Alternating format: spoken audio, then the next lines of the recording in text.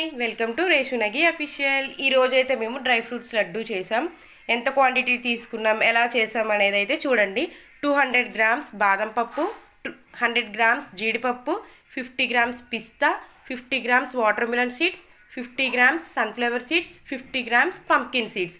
ఇంకా కొంచెం అయితే కిస్మిస్ తీసుకున్నాం. కిస్మిస్ స్వీట్ ఉంటుంది కాబట్టి. గసగసాలు తగినంత, 250 గ్రామ్స్ అయితే ఖర్జూరం, ఇంకా నెయ్యి. ఇదైతే నెయ్యి హోమ్ మేడ్ అండి. దీనికి కూడా ఒకసారి చేసి చూపిస్తాను. ఇంకా నెక్స్ట్ వచ్చి అవిసె గింజల పొడి. ఇది ఆల్రెడీ ముందు మిక్సీ పట్టేసి ఉంచాను.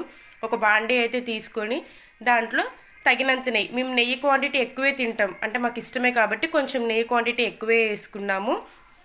నెయ్యి లైట్గా హీట్ అయిన తర్వాత బాదం పప్పు అయితే యాడ్ చేసుకోవాలి. ఎందుకంటే బాదం లేట్గా వేగుతుంది కాబట్టి ముందు బాదం అయితే యాడ్ చేసుకోవాలి.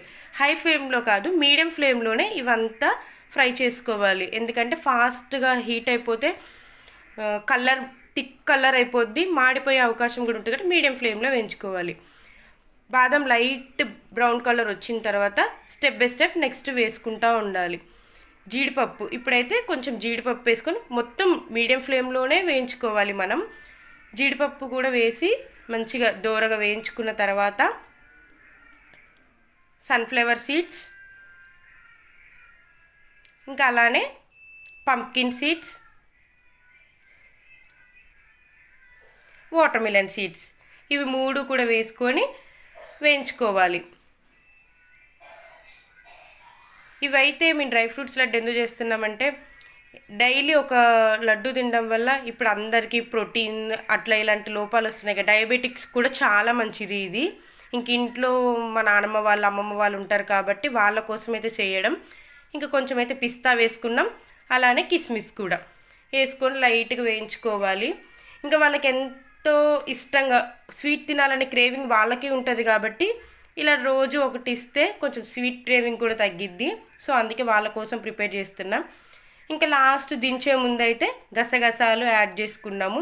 గసగసాలు యాడ్ చేసుకున్న వెంటనే అవిసె గింజల పొడి యాడ్ చేసుకోవాలి. ఎందుకంటే గసగసాలు మాడిపోతాయి.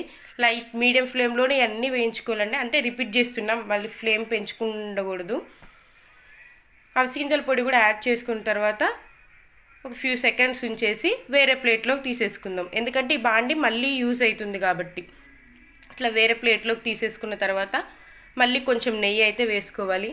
ఇందాక చెప్పినట్టుగా 250 గ్రామ్స్ ఖర్జూరం మేము సీడ్స్ తీసేసి మిక్సీ పట్టామన్నమాట. ఆ పేస్ట్ అంతా కూడా వేసుకొని లైట్ మీడియం ఫ్లేమ్లోనే వేయించుకోవాలి. ఇది కూడా ఎందుకంటే హై ఫ్లేమ్ పెట్టడం వల్ల ఖర్జూరం అనేది ఫాస్ట్గా బ్లాక్నెస్ వచ్చేస్తుంది. సో అట్లా రాకుండా ఉండడానికి మీడియం ఫ్లేమ్లోనే వేయించుకోవాలి. లైట్గా సాఫ్ట్ అయిపోద్ది ఖర్జూరం. సాఫ్ట్ అయిపోయిన తర్వాత మనం పక్కకు తీసుకున్న డ్రై ఫ్రూట్స్ అంతాను కూడా మిక్స్ చేసుకోవాలి. ఇప్పుడైతే గ్యాస్ ఆఫ్ చేసేయచ్చు. ఆఫ్ చేసి మిక్స్ చేసుకోవాలి. అట్లా కలుపుతూ ఉండే కొద్దీ ఖర్జూరం అది పేస్ట్లా అయింది కదా, అది మొత్తం మంచిగా డ్రై ఫ్రూట్స్కి పడుతుంది. తర్వాత దాన్ని మెల్లగా చిన్న చిన్న అంటే మనకి ఎంత ఉండ కావాలో అంత తగినంత ఉండ అయితే చేసుకోవాలి. నేనైతే ఫస్ట్ పెద్ద ఉండ చేశాను అని మళ్ళీ సైజ్ తగ్గించుకొని చిన్న చిన్న ఉండలు అయితే చేసుకున్నాను. నేను తీసుకున్న క్వాంటిటీకి అయితే 25 to 27 వచ్చాయి నాకు. Thank you for watching this video. మా వీడియో నచ్చినట్టయితే లైక్ చేయండి, షేర్ చేయండి, కామెంట్ చేయండి, సబ్స్క్రైబ్ చేసుకోవడం మాత్రం మర్చిపోకండి.